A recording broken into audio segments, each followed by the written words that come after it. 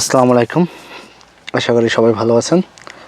আপনাদের দেখাবো আজকে কীভাবে আপনি ঘরে বসে মোবাইলের মাধ্যমেই আপনার সৌদি আরবের ভিসাটি যাচাই করতে পারবেন যে আপনার ভিসাটি লাগছে কিনা, বা আপনার ভিসার কি কাজ, আপনি যে কোম্পানিতে যাচ্ছেন সেই কোম্পানির ভিসা কিনা, না এটি ফ্রি ভিসা, এটা সম্পূর্ণ আপনি মোবাইলের মাধ্যমে কিন্তু চেক করতে পারবেন ঘরে বসেই। তো প্রথমেই আপনাকে করতে হবে কি, একটি ওয়েবসাইটে যেতে হবে। আমি দেখেন এখানে গুগল কিংবা যে কোনো একটা ক্রোমে গিয়ে আপনি সার্চ দিবেন যে Saudi visa check. Saudi visa check search দিলে যে প্রথম যে ওয়েবসাইটটি আসবে সেখানে ক্লিক করবেন। সেখানে ক্লিক করার পর এখানে এরকম একটা প্ল্যাটফর্ম আসবে এবং আপনি হোম পেজে যাবেন। লোগোর উপরে ক্লিক করলে হোম পেজে যাবে। তো হোম পেজে যাওয়ার পর এখানে দেখতে পাচ্ছেন যে নিচে একটা আছে সিটিজেন অ্যান্ড রেসিডেন্ট। আমাদের প্রথমে দেখতে হবে যে আপনার ভিসার জন্য আবেদন হয়েছে কিনা, বা আপনার ভিসা নাম্বার পড়ছে কিনা। তারপরে আমরা আপনার ভিসার কপি ডাউনলোড করব। তো রেসিডেন্ট অ্যান্ড সিটিজেনে যাওয়ার পরে এখানে যে সার্চ অপশনটি আছে এখানে লিখবেন ফাইন্ড, FIND, ফাইন্ড।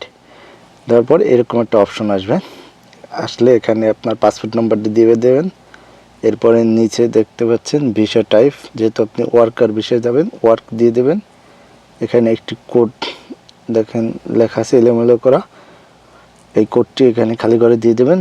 এবং এই সাইডে দেওয়া আছে আপনার দেশ কোথায়, বাংলাদেশ সিলেক্ট করবেন এবং যে দেশ হবে সেই দেশ সিলেক্ট করবেন। বাংলাদেশ হলে বাংলাদেশ, এবং আপনার ভিসাটা কোথা থেকে ইস্যু হবে। তো আমাদের বাংলাদেশের ভিসা ইস্যু হয় ঢাকা থেকে।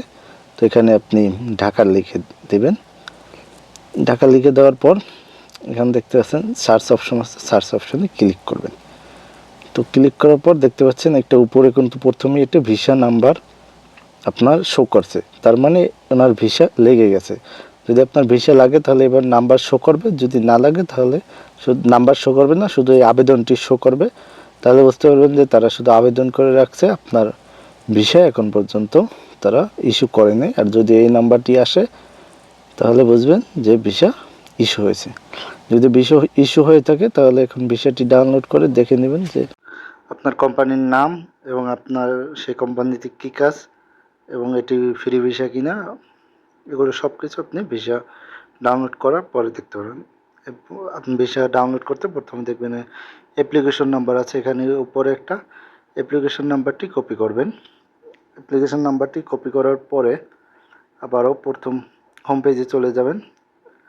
লোগোর উপরে ক্লিক করলে হোম পেজে নিয়ে যাবে। তো হোম পেজে যাওয়ার পর এখানে দেখতে পাচ্ছেন 4টি খালি ঘর আছে। তো এখানে প্রথমটিতে আপনি ভিসা অ্যাপ্লিকেশন নাম্বার এটা সিলেক্ট করবেন।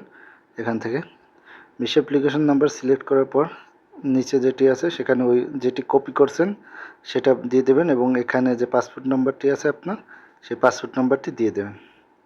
পাসপোর্ট নাম্বারটি দেওয়ার পর এখানে যে এলোমেলো সংখ্যাগুলো আছে এখানে দিয়ে দেবেন।